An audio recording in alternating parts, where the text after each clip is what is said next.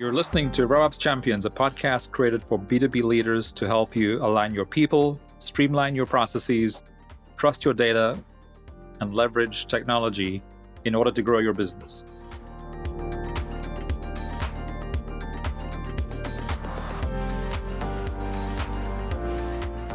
One of the three hottest topics that came up almost every episode of RevOps Champions last year was connected to AI, technology, and innovation. It's really hard not to have a conversation about data, technology, process improvement, operational efficiency, or innovation today without discussing the use of AI. Because of the potential power for AI for every one of us, both personally and professionally, when working on solving or improving anything, many of us now add the question about how AI could help. That question is here to stay. This is why so many experts compare the introduction of AI to the introduction of electricity and later the invention of the internet. What they have in common is they all had the potential to fundamentally transform nearly every aspect of our lives. An important purpose for this show is the platform it creates for us to learn together. Every person involved in the RevOps Champions podcast is learning from any episode they're connected to. AI is something many of us are learning about together. Here are a handful of our guests from the past year about the different aspects of AI technology and innovation, even if in very small and iterative ways for us all to make progress together. Let's take a listen. Don't be intimidated. It's just a new form of tech. And remember, you are running your company. You are the people that know your business the best. Using advisors or vendors or operators or consultants, whatever. You've got a lot of people around you that are there, and just find the ones that feel good to work with and get smart on it. Right? Spend some time either getting assessment of your team or wherever to figure out where are you really in the AI or the data level to be a competitive weapon, not just be information anymore, because your competition is looking at it like a competitive weapon. That's happening. And somebody is going to win in your industry or in your business because they are a step ahead of understanding how AI can be used. So remember, you know your business the best, and getting smart on AI and leveraging that so that you guys really feel that you're going to hit a home run when you start to dive into it, to me, is the first level of advice. The second piece is you've got great processes. You've been in business for the number of years that you have. So really lean on that process. Lean on the fact that you've got a common language, whether it's EOS, a lean, whatever you use, and know that you got the process. And then, just like everything, you're putting it into the machine. You start bringing those vendors in, and all of the hype about what just came out last week.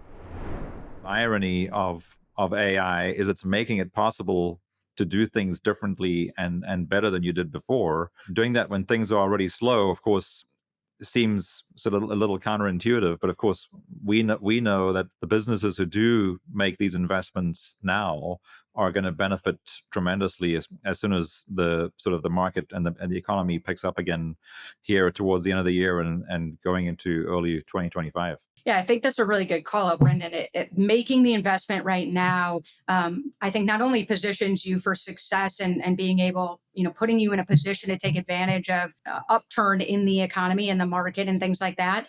I think it also helps your team right now. If budgets are shrinking, or in a lot of cases at least kind of held steady, it's more important than ever that your teams are as productive as possible to manage that overhead. AI is not going to take your jobs, but people who do AI will. And I feel that to be 100% true. We also were initially last year when our research, we were like, okay, oh yeah, AI, big deal. And let's big thinking around it. And then we realized that, oh my gosh, AI actually is not the new thing. AI in everything is the new thing. So that's the part where every product out there is going to have some level of AI around it. But there's a huge difference. And I think Yamini, the current CEO of HubSpot, and I chatted before her keynote around these areas, especially AI. And she was asking the same question based on our research, what are we finding?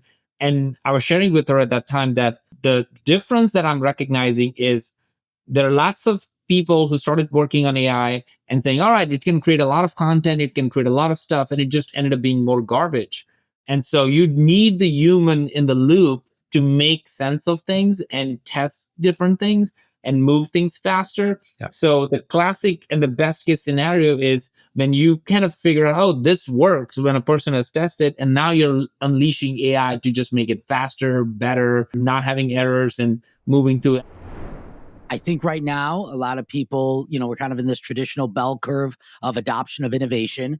And there are a lot of naysayers. There's a lot of, worry around what is AI? What's it going to do? When we start to see that first initial wave of early adoption, I think that what we're looking for is, what are the easy ways? What are the specific use cases that I can leverage AI where it just makes my job easier? And I think they did a really good job of talking to customers, also seeing like kind of where the world is going and what the opportunities are. Talk about like Breeze Intelligence or things like Content Remix. These are adoptions and use cases of artificial intelligence that just make your life easier, and they're easy to use. To me, that's probably what I'm most excited about, is this stuff's just easy to use. Just talk to it, ask it, build me this report. It's done, right? You talk to it and it's done. I generally kind of guide that way. So the way we advise people is, everybody should have an AI roadmap. But that AI roadmap is more dynamic than like a traditional marketing plan, say, where you set your budgets for the year, you kind of pick your big campaigns 12 months out. In the AI roadmap, you're looking and saying, okay, let's pretend we're just focused on the marketing department AI roadmap right now. Oftentimes we're advising like globally, like all the different departments, but let's zoom in on the marketing department. And let's say you're starting from scratch in 2025. Like, people have been experimenting, but nobody's formally doing anything. Nobody's got approval and budgets to go buy AI tech, things like that. So what I would do is say, okay, like, where are the quickest gains we can make? And I run these as like a workshop. So I would bring teams in, like the writing team, the SEO team, the web team, the demand team, like however your org is structured. I would teach them how to identify their own use cases. And we actually have, I built GPTs for free to do this. There's a jobs GPT and a campaigns GPT. So you can literally just put your job title in and it'll tell you what to do. But so let's say you're doing this in a workshop environment.